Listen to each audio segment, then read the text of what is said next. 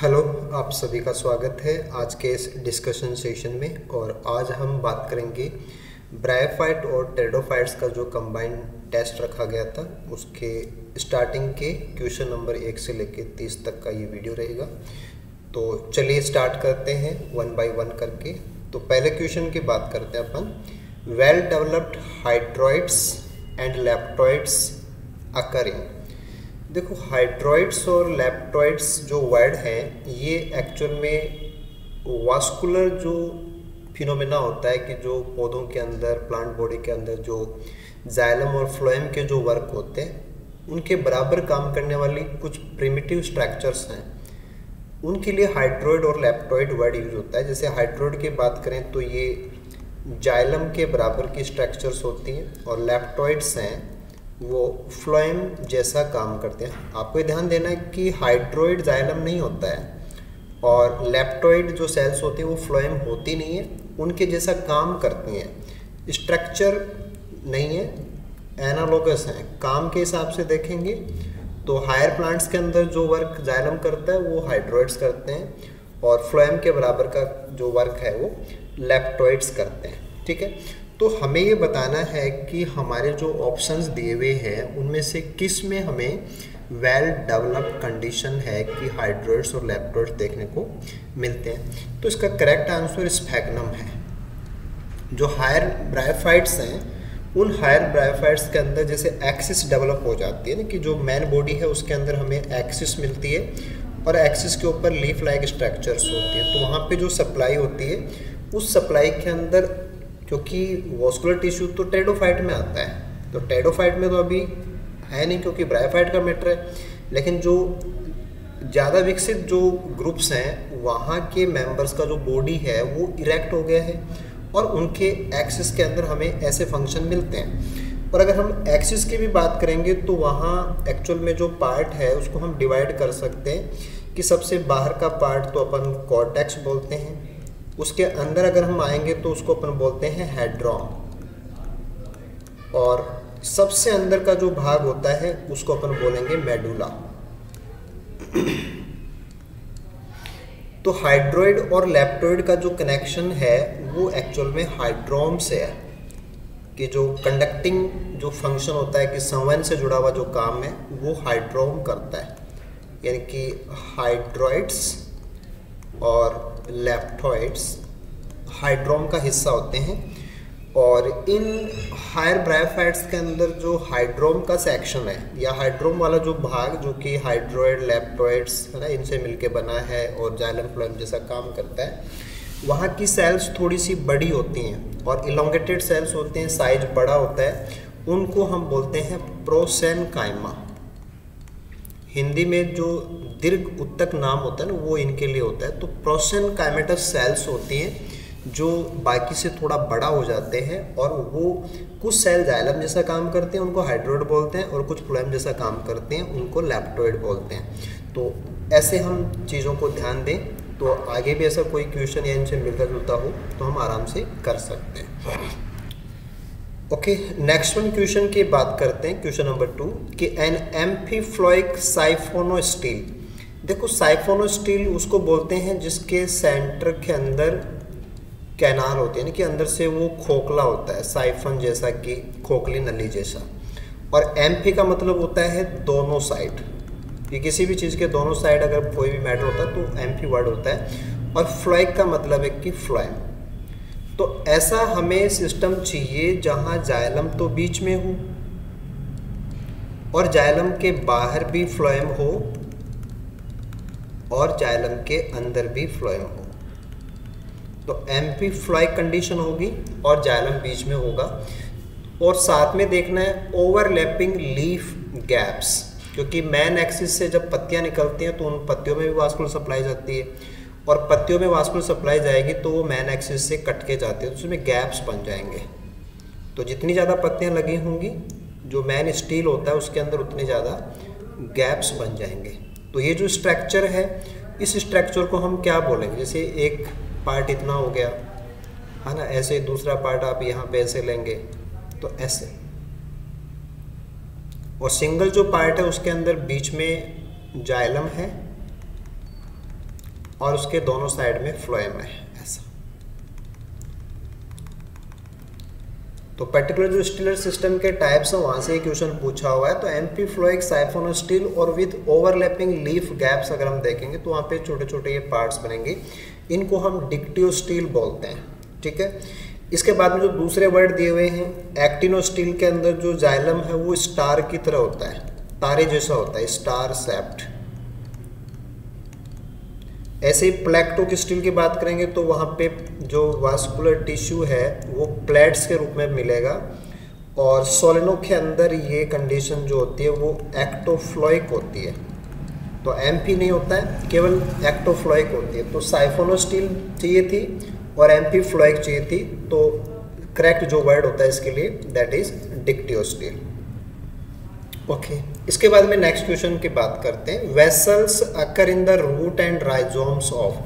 देखो, एक तो आपको ध्यान देना है कि जो वेसल वर्ड है वो जाइलम का वर्ड है, कि जाइलम के अंदर एक कंपोनेंट है उसको अपन जाइलम वेसल बोलते हैं, और जाइलम के अंदर जो वेसल्स पाए जाते हैं वो ट्रू वेसल्स होती हैं, या जाइलम के अंदर जो हम वेसल्स मानते हैं वो ट्रू वेसल्स की बात होती है, और ट्रू वेसल्स वो केवल एंजियोस्पर्म्स में पाई जाती हैं। तो एंजियोस्पर्म से पहले के पौधे जैसे जिम्नोस्पर्म हैं, टेरिडोफाइट्स हैं, तो उनमें वेसल जैसी स्ट्रक्चर्स होती हैं, ट्रू वेसल्स नहीं होती हैं। तो यहाँ अपन को जो आंसर देना है वो रियल वेसल के हिसाब से नहीं देना है, वो हमें वेसल जैसी स्ट्रक्चर्स हैं उनको ध्यान में रख के देना है। तो ऐसा कौन सा टेरिडोफाइट है जिनकी रूट और राइजोम्स के अंदर हमें वेसल लाइक स्ट्रक्चर देखने को मिलती है। तो इसके कई सारे एग्जाम्पल हैं जो आप ध्यान देंगे कि यहाँ जो ऑप्शन दिए हुए हैं उनमें तो है टेरिडियम, ठीक है। इसके अलावा भी कुछ हैं जो एग्जाम्पल आपके बहुत कॉमन है, जैसे कि सिलेजिनेला है। तो सिलेजिनेला के अंदर भी हमें ऐसा स्ट्रक्चर देखने को मिलता है कि ये सब मिलेंगे। इक्विसिटम में भी मिलता है, तो इक्विसिटम भी इसी का एग्जाम्पल हो जाएगा, राइट। ऐसे ही कुछ मार्सिलिया की स्पीसीज हैं, उनके अंदर भी आपको देखने को मिलेगा। तो ऐसा नहीं कि केवल टेरिडियम के अंदर ही वेसल्स लाइक स्ट्रक्चर्स होती हैं जिनको आप वेसल बोलते हैं, इनके अलावा भी बहुत मेंबर हैं जिनमें भी हैं, और आपके कॉमन मेंबर्स हैं उनमें भी मिलता है। इसके बाद में अगर हम और बात करें तो कुछ और भी जेनेरा हैं जिनमें हमें ये सब देखने को मिलेगा, जैसे कि एक्टिनोप्टेरिस रेडिएटा है, एक्टिनोप्टेरिस रेडिएटा। और एक्चुअल में क्या है कि राजस्थान के अंदर जो हिली एरिया है वहाँ पे ये टेरिडोफाइट है ना, उसको अपन मयूर शिखा बोलते हैं, उसके नाम से भी जाना जाता है, तो कॉमनली पाया जाता है। ऐसे ही टेरिस विटाटा है, टेरिस विटाटा, इसके अंदर भी हमें ये फीचर देखने को मिल जाएगा। ऐसे ही नेफ्रोलैपिस है, नेफ्रोलैपिस, इसमें भी हमें देखने को मिलेगा। और ऐसे ही हेलमिन्थोटेकस है, हेलमिन्थोटेकस। तो कई सारे मेंबर्स ऐसे हैं जिनमें हमें वेसल लाइक स्ट्रक्चर्स हैं वो देखने को मिल जाएंगी। एक स्पेशल करैक्टर के रूप में आप ध्यान देंगे कि ऐसा कोई क्वेश्चन भी आपसे पूछा जाता है कि ब्रांच्ड वेसल्स जो है, कि वेसल जैसी स्ट्रक्चर भी है साथ में उनमें ब्रांचिंग भी है। तो ब्रांच वेसल्स जहां आपको देखने को मिलेंगी वो है मार्सिलिया राजस्थानेंसिस, मार्सिलिया राजस्थानेंसिस। तो माउंट आबू के साइड के अंदर जो मॉइस्चर वाले भाग है वहाँ पे ये स्पीसीज मिलती है। तो मार्सिलिया की जो राजस्थानेंसिस स्पीसीज है उसमें भी आपको ध्यान देना है कि रूट और राइजोम का जो जंक्शन होता है, जहाँ पे राइजोम से जड़ें निकलती हैं, उस जंक्शन के ऊपर ऐसे ब्रांच्ड वेसल्स हैं वो पाए जाते हैं। तो ये भी आपसे कभी पूछा जाता है। और जैसे जाइलम से जुड़ा हुआ मैटर है वेसल, वैसे हम ध्यान दें तो कुछ फ्लोएम से जुड़े हुए इश्यूज भी आपको पता होने चाहिए, जैसे कि सीव ट्यूब्स हैं, है ना। वैसे तो क्या है कि सीव ट्यूब्स हैं वो आपको नहीं मिलेंगी इनके अंदर, लेकिन सीव ट्यूब जैसा जो स्ट्रक्चर है वो इक्विसिटम जाइजेंटियम, इक्विसिटम जाइजेंटियम के अंदर अपन को देखने को मिल जाएगा, इक्विसिटम की स्पीसीज है। ऐसे ही इक्विसिटम आर्वेंसिस, इक्विसिटम आर्वेंस, जो कि एक जीरोफिटिक स्पीसीज भी है ना। जीरोफाइट के हिसाब से भी इसको पूछा जाता है कि कौन सी स्पीसीज राजस्थान में एज ए जीरोफाइट टेरिडोफाइट की ग्रो करती है, तो वो इक्विसिटम आर्वेंसीज है। ऐसे गोल्ड इंडिकेटर के रूप में भी जाना जाता है, गोल्ड इंडिकेटर।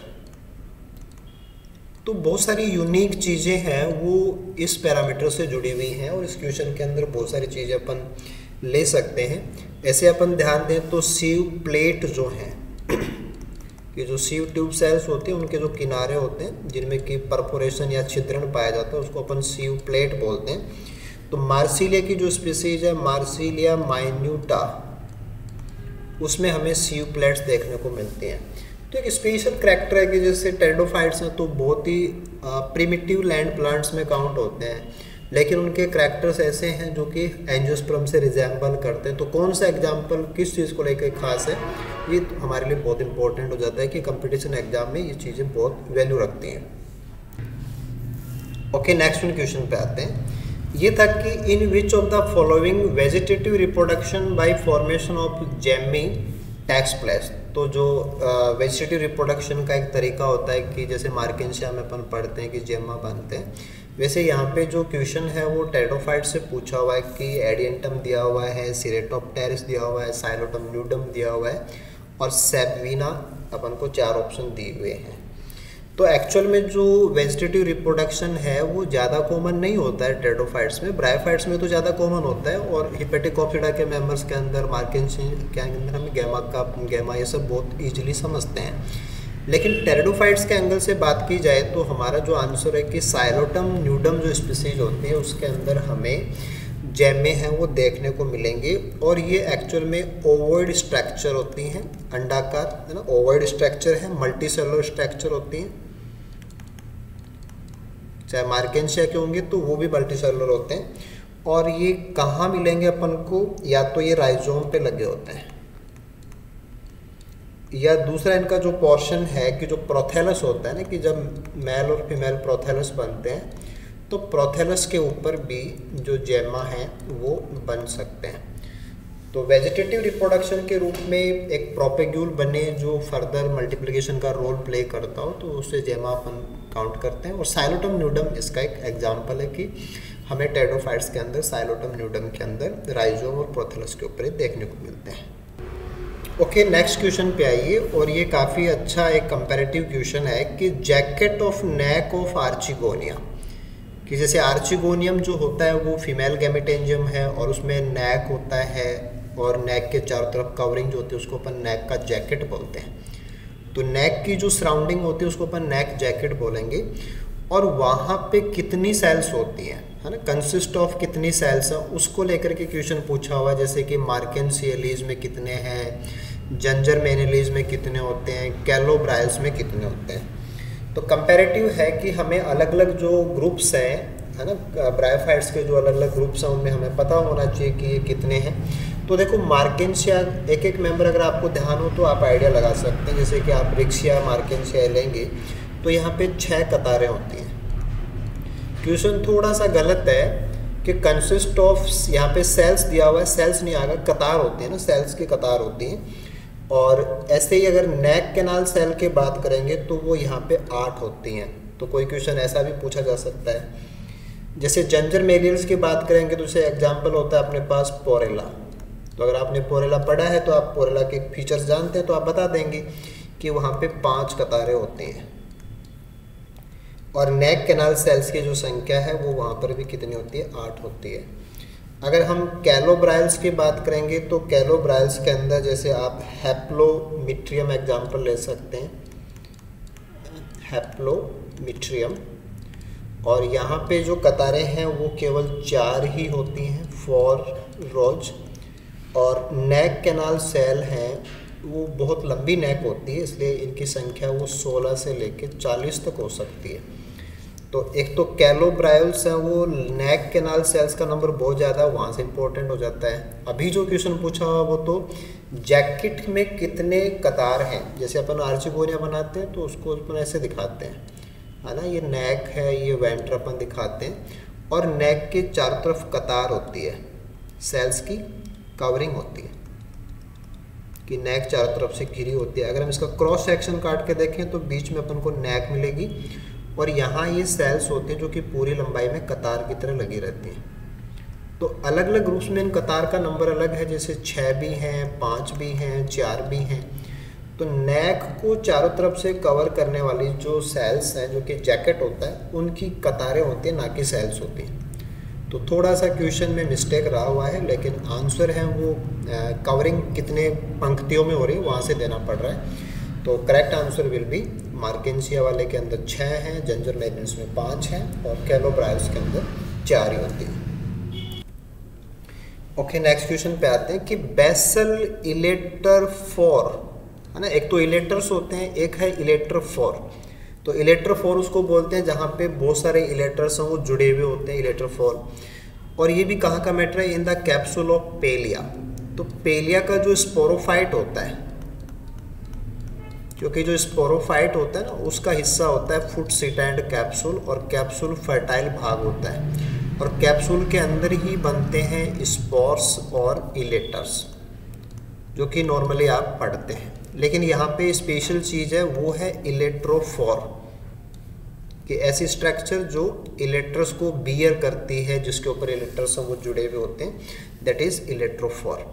तो रियल स्ट्रक्चर अगर हम देखें तो वो कुछ ऐसा डिज़ाइन है कि जब ये कैप्सूल फट जाता है तो उसमें काफ़ी सारे इलेक्ट्रोफोर्स लगे रहते हैं, है ना। ये इलेक्ट्रस का गुच्छा है एक्चुअल में, जो इलेक्ट्रोफोर की तरह काम करता है। कुछ इलेक्ट्रस हैं वो फ्री भी होते हैं, ऐसा नहीं कि केवल गुच्छे होते हैं, और बाकी यहाँ पे स्पोर्स होते हैं, जब फट जाएगा तो स्पोर्स होते हैं।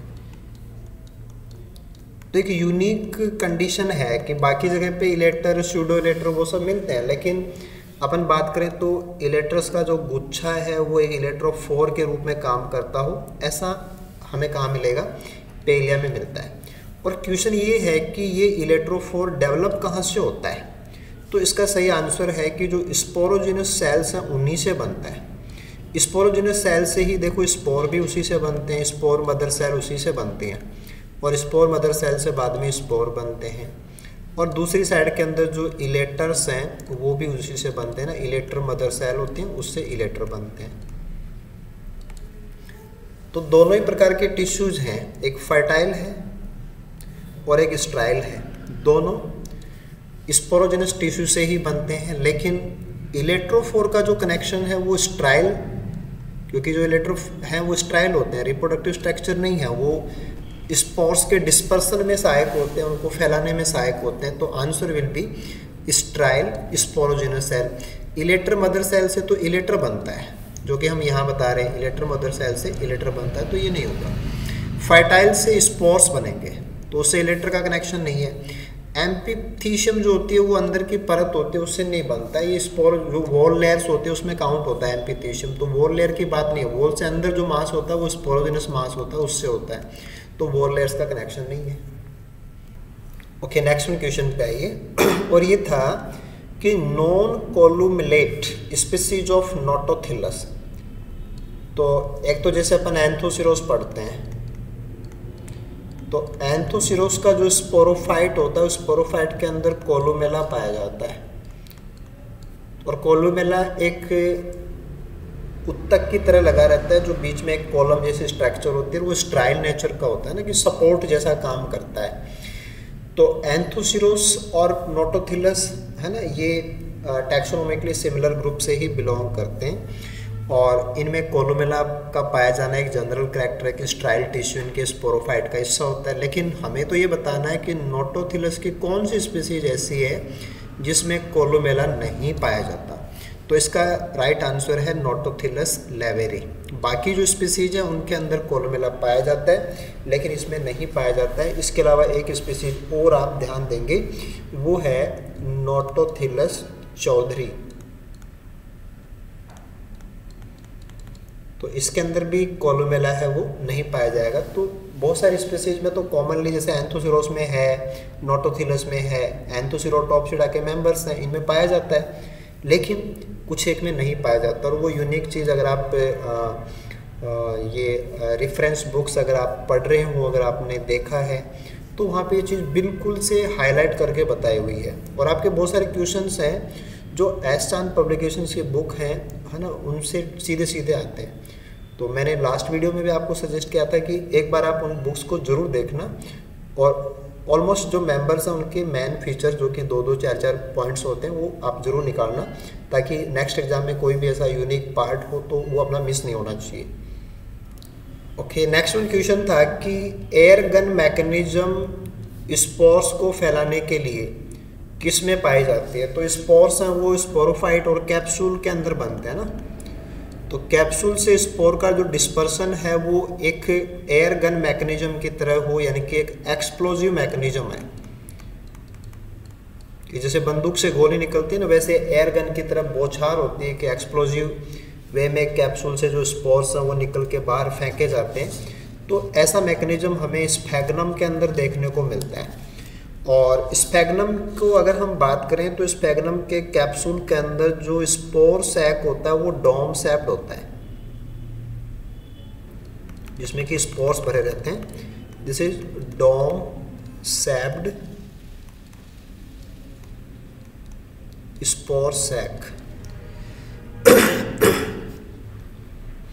और इसके जस्ट नीचे एक कैविटी पाई जाती है, और ये जो कैविटी है वो एयर कैविटी होती है।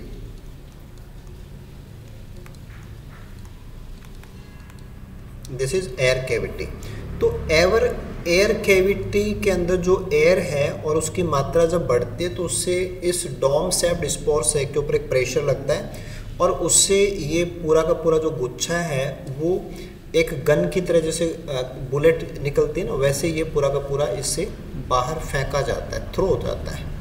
तो ये एक एक्सप्लोजिव मैकेनिज्म होती है कि अंदर से प्रेशर बनेगा हवा का, और उससे पूरा गुच्छा स्पोर का है वो एक पूरा सैक निकल के बाहर दूर तक जाता है। तो ये हमें देखने को मिलता है स्फैग्नम के अंदर, कि स्फैग्नम अपने स्पोर्स को एयर गन मैकेनिज्म से डिस्पर्स करता है। ओके, नेक्स्ट वन क्वेश्चन पे आइए, और ये था कि which one of the following pteridophyte is xerophyte? तो इक्विसिटम आर्वेंसिस अभी हमने बात की कि ये जीरोफिटिक स्पीसीज है, और नॉर्मली जो एरिड भाग होते हैं जहाँ पे बहुत कम नमी होती है वहाँ पे भी आराम से ग्रो कर जाते हैं, और राजस्थान के अंदर कॉमनली पाया भी जाता है। राजस्थान के अंदर ये काफ़ी कॉमन भी है, और लगभग सभी भागों में आप इसको ऑब्जर्व कर सकते हैं। जैसे एजोला पानी में है, साल्विनिया पानी में है, मार्सिलिया भी काफ़ी दलदल में होता है, तो वो जीरोफाइट्स नहीं है। इक्विसिटम आर्वेंसिस है वो टोटली जीरोफिटिक है, ये दलदल में नहीं होता है, कंप्लीटली जो ड्राई सॉइल है उसमें ग्रो करता है। ओके, नेक्स्ट वन क्वेश्चन पे आते हैं अपन, और ये था कि आर्थर जे एम्स क्लासिफाइड ट्रैकियोफाइट्स, जिनमें ट्रैकिड्स पाए जाते हैं उनको ट्रैकियोफाइट बोलते हैं, into 4 groups on the basis of. तो ये क्लासिफिकेशन से जुड़ा हुआ क्वेश्चन है कि जो एम्स का क्लासिफिकेशन है वो किस चीज़ के ऊपर आधारित है, कि उन्होंने टेरिडोफाइट्स का जो क्लासिफिकेशन दिया है उसका बेस क्या है। तो उन्होंने वॉस्कुलर एनाटॉमी को भी यूज़ किया है, स्पोरेंजिया कहाँ पे लगते हैं ये भी यूज़ किया है, पत्ती और जो स्टेम है उनका नेचर और रिलेशन क्या है। तो ये सारे फीचर उनके क्लासिफिकेशन के पॉइंट्स हैं। तो right answer will be all of this, कि एम्स ने टेरिडोफाइट्स को वॉस्कुलर स्ट्रक्चर, स्पोरेंजिया की पोजीशन, लीफ, स्टेम, इनके रिलेशन और पोजीशन को यूज़ करके अपना क्लासिफिकेशन दिया है। ओके, अगले क्वेश्चन पे आइए, और यहाँ बताना है कि which one of the following is extinct genus, कि जो अब नहीं पाए जाते, नो लिविंग। तो जो कभी पहले पाए जाते थे अब एक्सटिंक्ट हो गए, और वो भी कौन से? स्फिनोप्सिडा के मेंबर्स, कि ओनली स्फिनोप्सिडा ग्रुप के ऐसे मेंबर्स जो कि अब नहीं पाए जाते, उनमें कौन कौन है? तो देखो, इक्विसिटम को तो आप जानते हैं कि इक्विसिटम तो आज भी पाया जाता है, ये तो आंसर हो ही नहीं सकता, तो इक्विसिटम तो है ही नहीं। बाकी जो बचे हुए हैं कैलामाइटिस है, एनुलारिया है, ये दोनों ही एक्सटिंक्ट स्पीसीज हैं। कैलामाइटिस अगर आपने फॉसिल्स पढ़े हैं तो आपने बुक्स में इसके बारे में पढ़ा होगा, आपने इसके डायग्राम भी देखे हैं। और जो कार्बोनीफेरस पीरियड है, कार्बोनीफेरस पीरियड, कार्बोनीफेरस पीरियड का कनेक्शन मेनली हम ज़मीन से जो कोयला और पेट्रोलियम प्रोडक्ट निकालते हैं वहाँ से है। और उस समय का जो कोल स्वाम्प फॉरेस्ट है, ये उसको बनाता था कि वहाँ की मैन वेजिटेशन था। तो अब ये नहीं पाए जाते। कार्बोनिफेरस पीरियड का पौधा था, उस समय पे मिलता था। ऐसे अगर हम बात करें एनुलारिया की, तो ये भी एक्चुअल में फॉसिल ही है। और एनुलारिया वर्ड एक्चुअल में या रियल सेंस में जो कैलेमाइटिस जो कि एक्सटिंक्ट है उसके फॉसिल फोलिएज के लिए है। फोलिएज का मतलब जो पत्तियों वाला भाग होता है, फोलिएज ऑफ कैलामाइटिस। तो कैलामाइटिस एक्सटिंक्ट है और कैलामाइटिस की पत्तियों के जो फॉसिल्स हैं उनका नाम एनुलारिया है। तो एक्चुअल में देखा जाए तो दोनों एक ही चीज़ है। तो दोनों ही अब नहीं मिलते, यानी कि ना तो वो पूरा प्लांट हो ना उसकी पत्तियां, वो सब फॉसिल्स का मैटर है। तो कैलामाइटिस और एनुलारिया दोनों ही एक्सटिंक्ट मेंबर हैं। इक्विसिटम अभी भी बहुत सारे स्पीसीज पाए जाते हैं, तो ये अपन नहीं ले सकते। तो आप थोड़ा सा आइडिया लगाएं, तो कैलामाइटिस पढ़ा हुआ हो, उसके डिटेल्स पढ़ी हो, तो आप एनुलारिया को भी समझ जाएंगे। ओके, अगला क्वेश्चन देखते हैं अपन कि सिलेक्ट द करेक्ट पेयर। ये स्टीलर सिस्टम से जुड़ा हुआ क्वेश्चन है कि प्लैक्टो है, एक्टिनो है, मिक्स प्रोटोस्टील है, एम्फीफ्लोइक साइफोनोस्टील है, ऐसे अपन को नाम दिए हुए हैं। और कौन से मेंबर के अंदर ये पाया जाता है और सही मैचिंग अपन को निकालना है। देखो, राइट आंसर तो है कि जो मिक्स्ड प्रोटोस्टील है वो लाइकोपोडियम सेरनम जो है उसमें मिलती है अपन को। बहुत ही क्लासिकल क्वेश्चन है कि बहुत सारे कंपटीशन एग्जाम्स के अंदर ये डायरेक्टली पूछा भी जाता है। बाकी चीज़ें भी अपन को पता होनी चाहिए कि अगर अपन लाइकोपोडियम सेरेटम की बात करेंगे तो इसके अंदर जो स्टीलर सिस्टम है वो एक्टिनो प्रकार का है। ऐसे ही लाइकोपोडियम क्लेवेटम जो है उसका स्टीलर सिस्टम देखें तो वो प्लैक्टो प्रकार का है, कि उसमें प्लैक्टोस्टील पाई जाती है। और सिलेजिनेला के अंदर जो स्टीलर सिस्टम है वो प्रोटोस्टील है। This is protostele. तो करेक्ट जो मैचिंग है वो तो ये है कि लाइकोपोडियम की जो सेरनम स्पीसीज है उसके अंदर मिक्स प्रोटोस्टील पाई जाती है। बाकी जो ऑप्शन दिए हुए हैं वो करेक्ट नहीं है, और उनके करेक्ट क्या है वो भी आप ध्यान दें कि सेरनम के अंदर एक्टिनो है, क्लेवेटम के अंदर प्लैक्टो है, और सिलेजिनेला अलग ही जीनस है, उसके अंदर प्रोटोस्टीलर सिस्टम पाया जाता है। ओके, देन नेक्स्ट क्वेश्चन पे आइए। और ये भी बहुत ही यूनिक सा बात पूछा हुआ है कि प्रिज्मेटिक टिश्यू जो है, प्रिज्मेटिक टिश्यू किस में मिलेगा, found in which of the following genera of pteridophyte. तो कौन से टेरिडोफाइट में आपको प्रिज्मेटिक टिश्यू देखने को मिलता है। तो राइट आंसर इज आइजोटिस। आइजोटिस जो है वो एक्चुअल में, एक तो आप ध्यान देंगे कि प्रिज्मेटिक टिश्यू का जो कनेक्शन है वो, जैसे कि जाइलम की बात करें तो जाइलम के अंदर ट्रैकिड्स और पैरेन्काइमा होती हैं, जाइलम ट्रैकिड्स और जाइलम पैरेन्काइमा। और ऐसे जो फ्लोएम वाला पार्ट है उसके अंदर पाई जाती हैं few layers of prismatic cell, few layers of prismatic cells. तो रियल देखा जाए तो ये फ्लोएम का कंपोनेंट है कि प्रिज्मेटिक टिश्यू या प्रिज्मेटिक सेल्स हैं वो फ्लोएम का हिस्सा होते हैं। वैसे जाइलम फ्लोएम को मिला करके अपन स्टील बोलते हैं। स्टीलर सिस्टम है, वॉस्कुलर सिस्टम है, वॉस्कुलर सिस्टम का भाग है। और ये हमें देखने को मिलेगा आइजोटिस के अंदर। सिलेजिनेला, मार्सिलिया, ओफियोग्लोसम ये इनके एग्जाम्पल नहीं है। आइजोटिस एक क्लासिकल एग्जाम्पल है जिसके फ्लोएम के अंदर आपको प्रिज्मेटिक सेल्स या प्रिज्मेटिक टिश्यू पाए जाते हैं। और सिमिलरली जो मैंने अभी आपको बताया कि जो रेफरेंस बुक्स हैं उनमें ये चीज़ें बिल्कुल हाईलाइट की हुई हैं, और वो सेम चीज़ सीधा का सीधा क्वेश्चन बना के पूछा जाता है।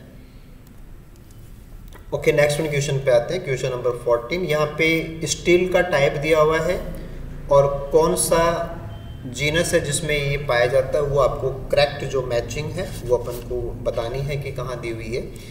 तो ज़्यादा अच्छा ये होता है कि आपको मेंबर्स पता होने चाहिए और उनमें कौन सी स्टील है वो आप बुक में एटलीस्ट एक बार डायग्राम देख चुके हों तो आपको वो ज़्यादा याद रह जाता है, बजाय इसके कि आप उनको रटोगे, है ना। रटना नहीं होता है। आप मेंबर पढ़िए, मेंबर का क्रॉस सेक्शन, स्टेम के सब दिए हुए हैं बुक्स के अंदर, आप उनको देखें और उनका डायग्राम थोड़ा सा आप याद रखने की कोशिश करें। वहाँ से फिर स्टीलर सिस्टम आपका पढ़ा हुआ होता है तो आप मैच करके बता सकते हैं। जैसे मेरेटिया है उसके अंदर पॉलीसाइक्लिक पाया जाता है, पॉलीसाइक्लिक स्टीलर सिस्टम है। सिलेजिनेला के अंदर डायग्राम बहुत ही कॉमन है, प्रोटोस्टील पाया जाता है। इक्विसिस्टम जो है उसके अंदर साइफोनोस्टील है कि बीच में से खोखला होता है, साइफोनोस्टील है।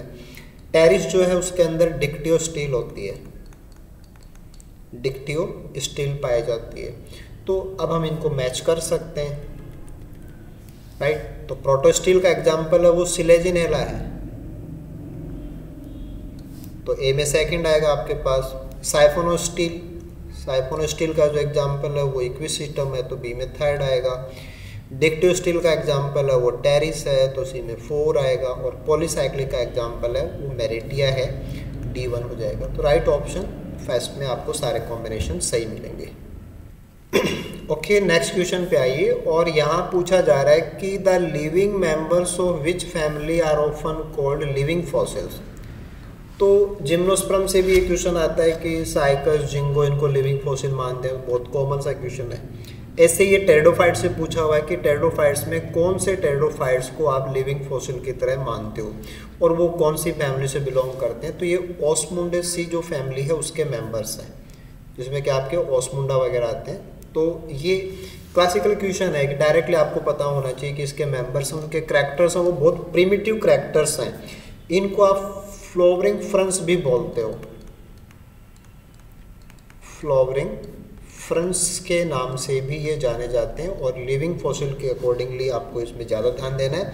और अगर इनके रेलिक्ट्स की बात की जाए कि इनका संबंध किस समय से है, तो ये है अपर पर्मियन, अपर पर्मियन पीरियड। तो वैसे जैसे आपने इवोल्यूशन वगैरह पढ़ा हो तो आपको पता है कि पर्मियन के अंदर बहुत सारी स्पीसीज लॉस्ट हुई थी। अब तक का सबसे बड़ा जो एक्सटिंक्शन है वो पर्मियन एक्सटिंक्शन ही होता है। तो उस समय से जो प्लांट्स हैं उनके करैक्टर्स इनके ओस्मोडेसी के मेंबर्स में पाए जाते हैं। तो अगर किसी भी जेनेरा में या किसी भी ग्रुप में किसी बहुत पहले के ऑर्गेनिजम्स के करैक्टर अगर अभी भी मिलते हैं तो उनमें इवोल्यूशन की रफ्तार कम होती है, उनको अपन लिविंग फॉसिल में लेते हैं। तो जिम्नो का भी क्वेश्चन बनता है लिविंग फॉसिल का, टेरिडो का भी है। तो टेरिडो के अंदर ओस्मोडेसी आप बिल्कुल से ध्यान देंगे। और टाइम स्केल की बात हो तो भी आप थोड़ा ध्यान देंगे कि ये पर्मियन से जुड़ा हुआ मैटर है। ओके, नेक्स्ट क्वेश्चन पे आइए। और ये था कि laminar hypothesis of morphological nature of Marsilea sporocarp. तो मार्सिलिया जो कि टेरिडोफाइट है उसमें जो बीजाणु फलिका बनते हैं उसको अपन स्पोरोकार्प बोलते हैं। और आपने डायग्राम भी देखे होंगे कि स्पोरोकार्प उसकी स्ट्रक्चर है वो ऐसे एक फूली हुई स्ट्रक्चर जैसी होती है और उसके ऊपर एक थोड़ा सा चोंच जैसा स्ट्रक्चर भी होता है।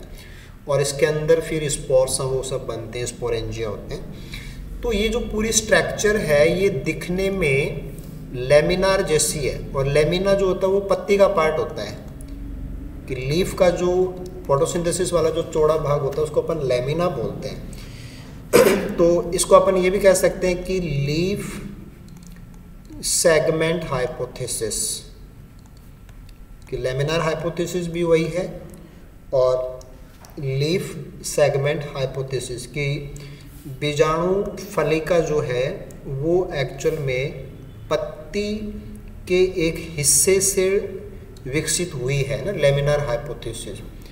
तो जब आप रेफरेंस बुक्स की बात करेंगे तो वहाँ पे ये अलग से मार्सिलिया के अंदर टॉपिक दिया हुआ है कि मार्सिलिया स्पोरोकार्प का इवोल्यूशन और उससे जुड़े हुए हाइपोथेसिस, उसमें ये लेमिनार हाइपोथेसिस दी हुई है। और वहाँ ये सब बताया हुआ है कि इसको समझाने के लिए अलग अलग साइंटिस्ट ने अपने कौन कौन से हाइपोथेसिस दिए। तो डायरेक्ट उसी बुक से क्वेश्चन आपको ताज्जुब होगा कि ये सारे क्वेश्चन उस बुक के अंदर सीधे दिए हुए हैं। तो आपको बहुत अच्छे से उस किताब को एक बार ज़रूर देखना चाहिए क्योंकि कंपटीशन का मामला है, स्कोरिंग बहुत अच्छे से अपन को निकालनी है। तो चीज़ें बहुत इंपॉर्टेंट है। हालांकि मैं पूरी कोशिश कर रहा हूँ कि आपको सारी चीज़ें पिन पॉइंट मिल जाए, फिर भी आपकी ड्यूटी बनती है कि आप थोड़ा सा बुक्स से ज़रूर जाइए, है ना। आप उनको परचेज कीजिए, नई बुक्स है तो आप उनको परचेज कीजिए। नो डाउट आपके सिलेक्शन में बहुत काम आएंगी और आगे भी आपके फ्यूचर में ये चीज़ें बहुत काम की होती हैं। तो एक बार ये छोटा सा प्रयास आप जरूर करेंगे। देखो यहाँ पे जो मैटर दिया हुआ है उस मैटर के अंदर जैसे नाम दिए हुए हैं, कैम्पबेल है, बोवर है, एम्स है, ऑल ऑफ दिस ऐसा है। तो थोड़ा सा आइडिया ये होना चाहिए कि कैम्पबेल का जो कनेक्शन है वो टैक्सोनॉमी से है कि स्पोरोकार्प के इवोल्यूशन से इनका कोई कनेक्शन नहीं है। बोवर का जो वर्ड काम है वो है evolution of alternation of generation. तो जो अल्टरनेशन ऑफ जनरेशन है उससे जुड़ा हुआ वर्क है इनका, कि किस प्रकार से टेरिडोफाइट्स के अंदर अल्टरनेशन ऑफ जनरेशन का विकास हुआ है वो बताते हैं। एम्स का जो काम है वो रियल में यही काम है, और इन्होंने ये बताया कि जो स्पोरोकार्प है वो लीफ का जो टिप है उससे इवोल्व हुआ है स्पोरोकार्प। तो लीफ सेगमेंट हाइपोथेसिस हो गई कि पत्ती के एक हिस्से से बीजाणु फलिका बनी है, ये एम्स ने बताया है। तो मोस्टली क्वेश्चन में जैसे ऑल ऑफ दीज आता है, तो ऑल ऑफ दीज हमें यहाँ नहीं करना, हमें थोड़ा सा ध्यान देना है कि ये कॉन्सेप्ट एम्स की है ना कि सबकी है। ओके, नेक्स्ट क्वेश्चन पे आइए। ये बिल्कुल से सीधा डायरेक्ट क्वेश्चन है कि स्टीलर थ्योरी किन्होंने दी है। तो स्टीलर थ्योरी है वो वॉन थैगमैन एंड डोलिट की दी हुई है, और ये 1886 में इन्होंने ये थ्योरी दी थी। बाकी जो नाम यहाँ पे दिए हुए हैं, जिमरमान का जो काम है वो है टिलोम थ्योरी, कि जो टेरिडोफाइट्स हैं उनके अंदर जो ब्रांचिंग है, ब्रांच के जो टिप्स हैं और ब्रांच के टिप्स के ऊपर स्पोरेंजिया का जो इवोल्यूशन है कि किस प्रकार से स्पोरेंजिया अकेले बने, गुच्छों में बने, वो टिलोम कॉन्सेप्ट है। तो वो काम जिमरमान का है। एम्स का काम अभी हमने बात की थी कि स्पोरोकार्प के इवोल्यूशन से जुड़ा हुआ मामला है ना, स्पोरोकार्प इवोल्यूशन की वो लीफ टिप से इवोल्व हुए हैं। मार्सिलिया के केस के अंदर उन्होंने ऐसी बात रखी है। फॉस्टर एंड गिफर्ड का जो काम है वो है कंपैरेटिव मॉर्फोलॉजी, कि तुलनात्मक जो बाह्य आकारिकी है उसका अध्ययन, comparative morphology of vascular plants. तो वैस्कुलर प्लांट्स के अंदर जो फर्स्ट वैस्कुलर प्लांट है वो टेरिडोफाइट ही आते हैं। तो टेरिडोफाइट्स की कंपैरेटिव तुलनात्मक जो मॉर्फोलॉजी है उसके अध्ययन से जुड़ा हुआ काम है वो फॉस्टर का है, स्पोरोकार्प से जुड़ा हुआ काम एम्स का है, और टिलोम थ्योरी से जुड़ा हुआ काम है वो जिमरमान का है।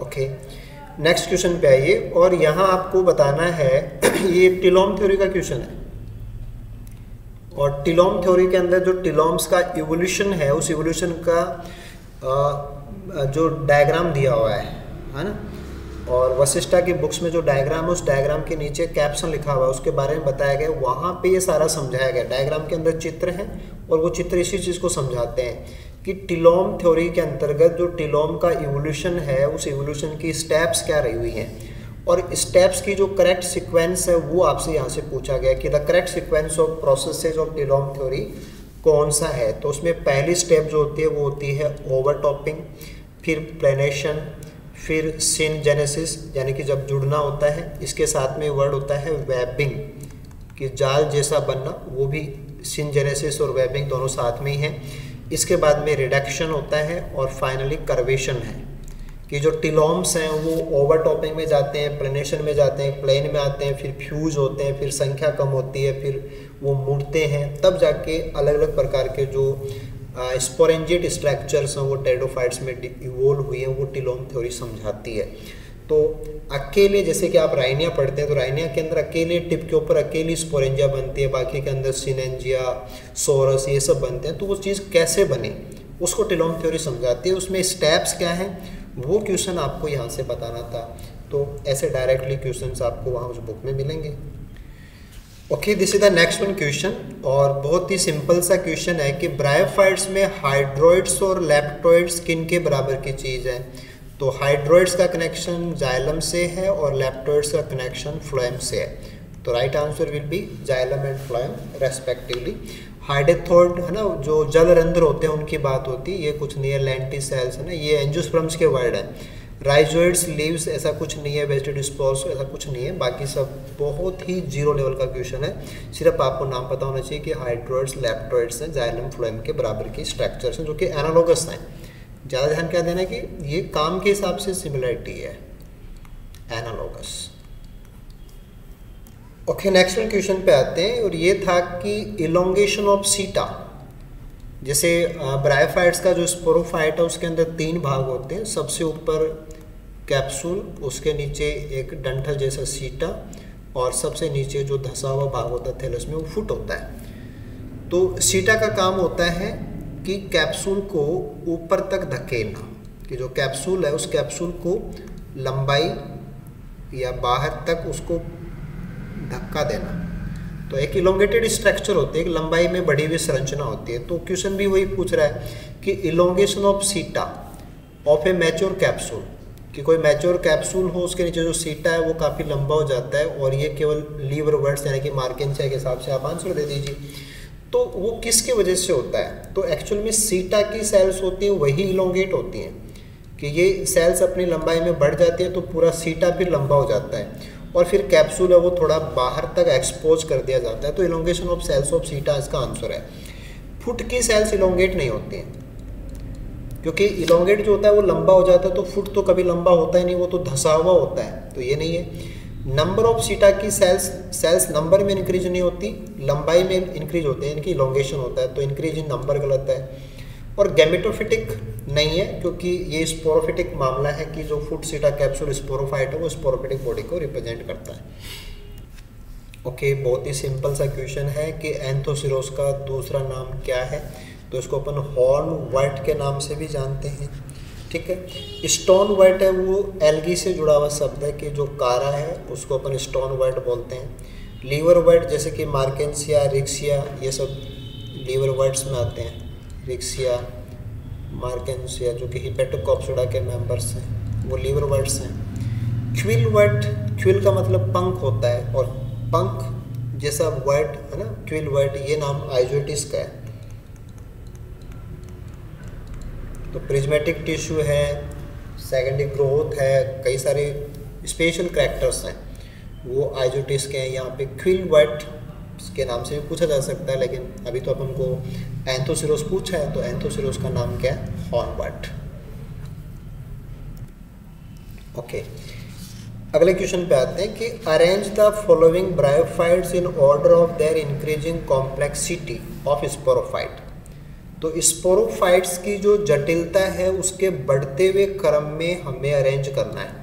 तो थोड़ा सा क्लासिफिकेशन का आइडिया हो, और या आपने सभी मेंबर्स को एक बार देखा है और उनके स्पोरोफाइट्स के बारे में आप जानते हैं, तो आप ऐसे आंसर बहुत इजीली दे सकते हैं। जैसे ऑप्शन में पेलिया है, फिनेरिया, रिक्सिया, एंथोसिरोस, मार्केंसिया। तो ये तो कंफर्म है कि सबसे सिंपल जो स्पोरोफाइट है वो रिक्सिया का है, सिंपलेस्ट। और इससे जस्ट आगे जो नंबर आएगा वो आएगा मार्केंसिया का, क्योंकि ये दोनों हिपेटिकॉप्सिडा के मेंबर हैं। अब यहाँ से भी आप थोड़ा सा आइडिया लगा सकते हैं कि पहला जो नंबर है वो सी का आएगा, उसके बाद में अगला नंबर है वो ई का आएगा। तो एक तो सी और ई यहाँ है, एक यहाँ पे है, तो ये दो ऑप्शन अभी आ गए।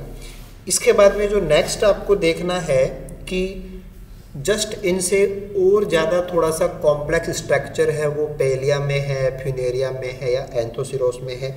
तो दिस इज पेलिया। ये पेलिया की जो स्ट्रक्चर है स्पोरोफाइट की वो थोड़ी सी इनसे ज़्यादा कॉम्प्लेक्स है। और फिर इनके बाद में जो नंबर आता है वो फ्यूनेरिया का है, नहीं सॉरी एंथोसिरोस, जो कि कंटिन्यूसली ग्रो करता है, दिस इज एंथोसिरोस। और सबसे कॉम्प्लेक्स स्ट्रक्चर है वो फ्यूनेरिया की, यानी कि बी। तो स्पोरोफाइट्स के अंदर जो टिश्यूज हैं, और एक्चुअल में ये सारा जो मैटर है वो कैप्सूल को लेकर के है, कि ज़्यादा जो कॉम्प्लेक्सिटी है वो कैप्सूल के अंदर होती है, और उसमें बहुत सारे पार्ट्स हैं, बहुत सारे स्ट्रक्चर्स बनती हैं। तो हाईएस्ट कॉम्प्लेक्स स्ट्रक्चर है वो आपको फ्यूनेरिया में मिल रही है, और सबसे सिंपलेस्ट है दैट इज इन रिक्सिया। तो फ्यूनेरिया आपको लास्ट में लेना है, रिक्सिया आपको फर्स्ट में लेना है। तो ये कॉम्बिनेशन केवल आपको फोर्थ ऑप्शन में मिलेगा, तो बहुत इजीली आप कर सकते हैं, थोड़ा सा बस ध्यान होना चाहिए, अपन आराम से कर सकते हैं। ओके, चलिए अगला क्वेश्चन देखते हैं। ये था कि सूडो इलेक्ट्रस किस में पाए जाते हैं। तो एंथोसिरोस के अंदर सूडो इलेक्ट्रस होते हैं, और ये ब्रांच भी होते हैं, इनमें ब्रांचेज भी पाई जाती हैं, लेकिन इनके अंदर जो अल्फा सेलुलोज के थिकनिंग बैंड्स होते हैं वो बैंड्स एब्सेंट होते हैं।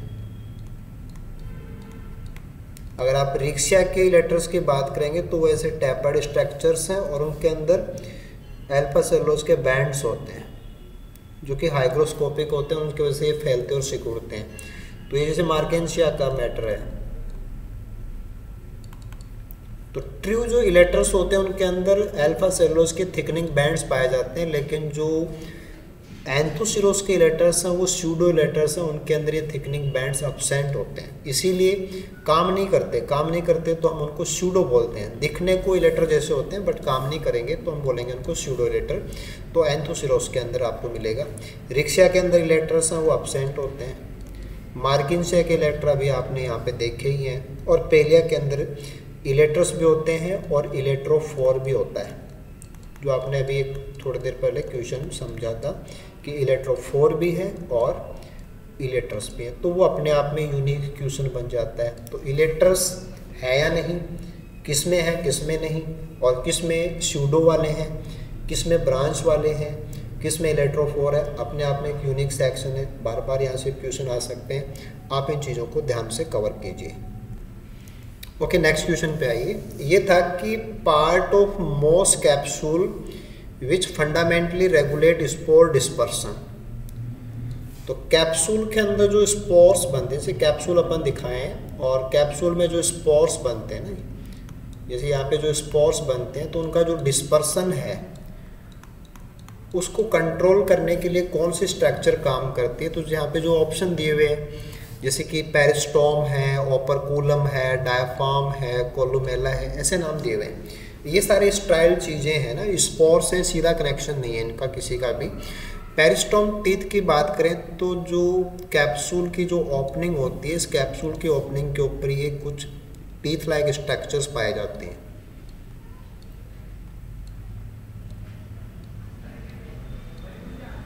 और इनके मूवमेंट की वजह से जो स्पोर्स हैं वो रिलीज होते हैं। तो पेरिस्टोम, और बेटर टू से पेरिस्टोम टीथ, जो कि पंक्तियों में लगे होते हैं और क्यूटिन के स्ट्रक्चर्स होते हैं, इनके मूवमेंट से स्पोर्स हैं वो डिस्पर्स होते हैं। तो पेरिस्टोम टीथ या पेरिस्टोम सही आंसर है। ओपरकुलम, इसका जो छत होता है, उसकी जो कवरिंग होती है, उसका नाम ओपरकुलम होता है। इसके ऊपर एक ढक्कन जैसा स्ट्रक्चर होता है जो कि बाद में हट जाता है। This is called operculum. तो ये डिस्पर्सन में सहायक नहीं है ओपरकुलम। ऐसे इसके अंदर जो डायफ्राम होता है वो इंटरनल स्ट्रक्चर है। कोलुमेला आपने बात की वो स्ट्राइल टिश्यू है, डिस्पर्सन में सहायक नहीं है। पेरिस्टोम टीथ जो कि हिलते हैं, उनके मूवमेंट की वजह से स्पोर्स हैं वो लगातार बाहर निकलते हैं। तो right answer will be peristome और peristome teeth. Okay, next question पे आते हैं। और यहाँ पूछा जा रहा है कि थैलोइड प्लांट बॉडी आपको किस में देखने को मिलेगी। देखो, ब्रायोफाइट्स के अंदर थैलोइड जो बॉडी है वो जो सिंपल ब्रायोफाइट्स यानी कि जो प्रिमिटिव ब्रायोफाइट्स हैं उनमें मिलेगी, क्योंकि जो हायर ब्रायोफाइट्स हैं जो कि ब्रायल्स के मेंबर्स हैं, कॉम्प्लेक्स स्ट्रक्चर है, उनके अंदर हमें थैलोइड बॉडी नहीं मिलती, उनके अंदर वेल डिफ्रेंशिएशन अपन को मिल जाता है। तो थैलोइड बॉडी का जो एग्जाम्पल है वो है ड्यूमोरटेरा, और ये एक्चुअल में लीवर वर्ड्स है, लीवर वर्ड से बिलोंग करता है। तो हिपेटिकोप्सिडा का मेंबर जो कि सिंपल है। बाकी जो ऑप्शन दिए हुए हैं, स्फैग्नम ये एडवांस है, साल्विनिया एडवांस है, पॉलीट्राइकम एडवांस है, ये सब इनके स्ट्रक्चर थैलोइड नहीं होती, इनका जटिल सिस्टम है। इनके स्ट्रक्चर में आपको स्टेम, एक्सिस और जो लीफी स्ट्रक्चर्स वो सब देखने को मिलते हैं, इरेक्ट बॉडी मिलता है। तो थैलोइड का एग्जाम्पल नहीं है। प्रिमिटिव थैलोइड थैलस होते हैं, जैसे रिक्सिया, मार्केंसिया, लीवर वर्ड्स, उनमें थैलोइड बॉडी होती है। ओके, नेक्स्ट वन क्वेश्चन भी लगभग ऐसा ही क्वेश्चन है कि विच of the following group constitute the lower bryophytes. तो प्रिमिटिव को ही अपन लोअर बोलते हैं। तो जो मार्केंसिया लीज के मेंबर हैं, हिपेटिकोप्सिडा के मेंबर हैं, वो सबसे सिंपल है। तो मार्केंसिया लीज, हिपेटिकोप्सिडा वो लोअर ब्रायोफाइट्स में काउंट होते हैं। जंजरमेनियल्स हैं, एंथोसिरोस, मोसेस, ये सब हायर में आते हैं। तो थोड़ा सा जो क्राइटेरिया है कि इनके फीचर्स के अकॉर्डिंग इनको जो क्लासीफाई किया गया है, उनमें करैक्टर्स की सिंप्लिसिटी से एडवांसमेंट की तरफ वो सारे क्लासिफिकेशन है। तो मार्केंसिया के मेंबर्स हैं, they are too simple, they are the lower bryophytes.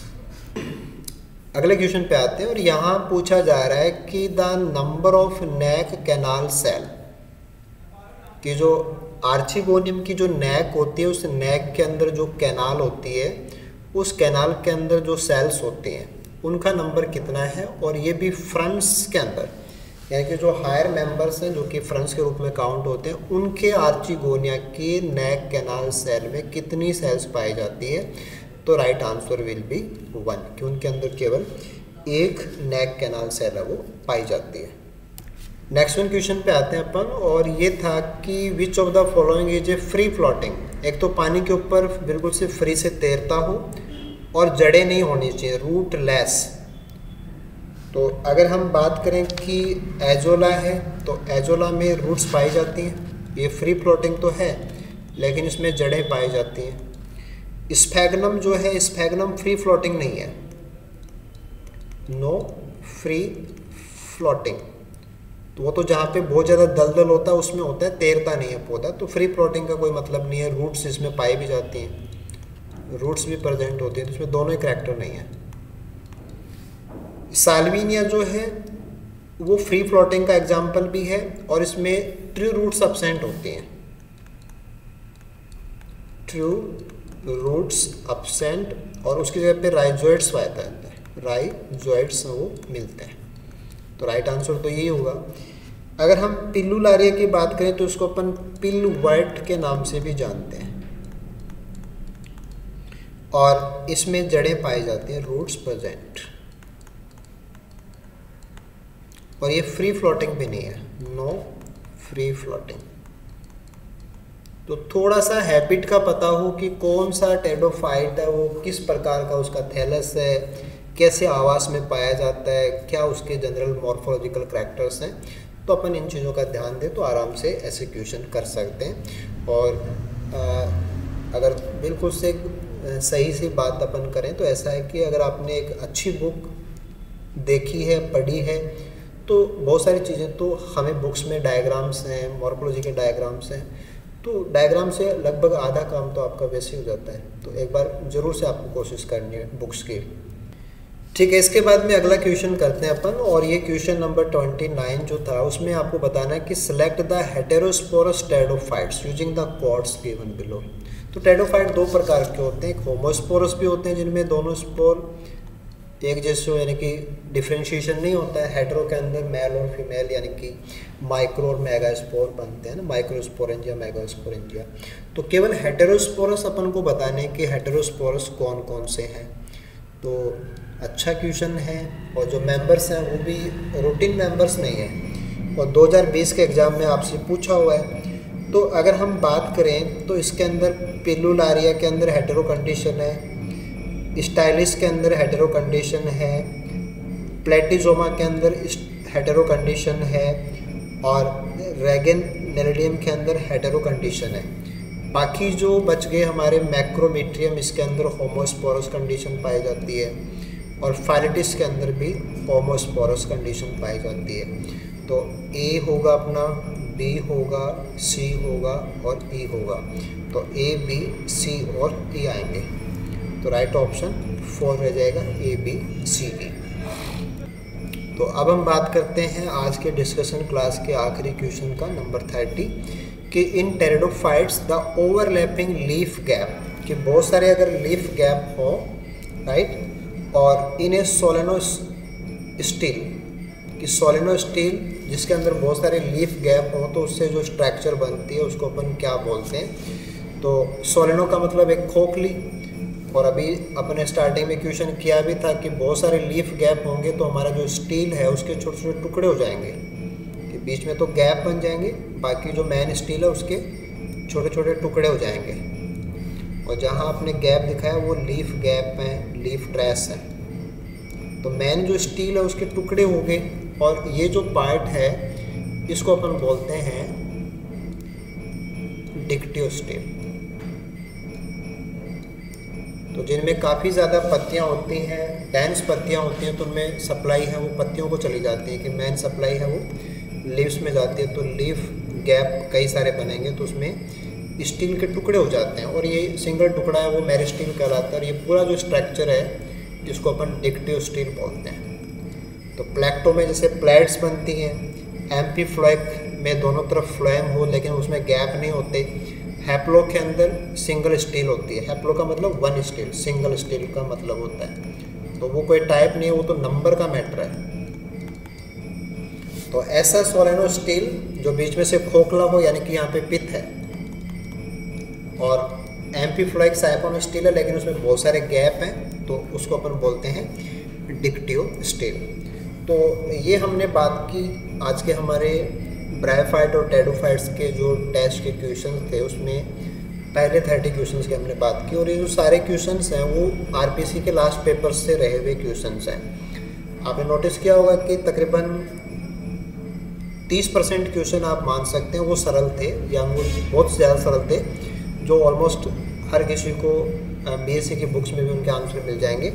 लेकिन इनको थोड़ा सा डीपली देखें तो ऐसा है कि आधे क्वेश्चन तो ऐसे हैं जो वशिष्ठा सीरीज की बुक से सीधा सीधा पूछा गया है, या तो डायग्राम से पूछा गया है, या कॉन्सेप्ट से पूछा गया है ना, या किसी थ्योरी का पार्ट है, या किसी एग्जाम्पल का नाम है जो वहाँ पे हाईलाइट किया हुआ है। तो आई होप ये जो वीडियो है ये आपके बहुत ज़्यादा काम का रहेगा, और आपके जितने भी और पॉइंट्स हैं वो भी इससे ऐड होंगे, और आपकी स्टडी है वो और बेटर होगी। आगे बचे हुए क्वेश्चंस को अपन नेक्स्ट वीडियो में डिस्कस करेंगे जल्दी, और वहाँ पे भी हम ऐसी और बातों को समझेंगे। साथ में दोबारा से आपको मैं यही सजेशन देना चाहूँगा कि आप बीएससी एमएससी दोनों स्टैंडर्ड्स की बुक्स पे जाइए, बिल्कुल नहीं घबराना है। आप थोड़ा सा टाइम मैनेज कीजिए, और चाहे क्विकली कर लीजिए ना, थोड़ा जल्दी में ही आप देख लीजिए, लेकिन रेफरेंस बुक्स को जरूर से देखिए, क्योंकि आप मेहनत कर रहे हैं, आपकी मेहनत का पूरा नतीजा आपको मिलना चाहिए, बहुत अच्छा नतीजा मिलना चाहिए। तो आप मेहनत में थोड़ा सा ऐड कर लीजिए, और नो डाउट हमें बहुत अच्छी सफलता मिलेगी, और हम सब मिलकर एक अच्छा रिजल्ट देंगे, और बिल्स को हमेशा आपकी मेहनत के ऊपर प्राउड होगा। Thank you so much, good luck आप सभी को।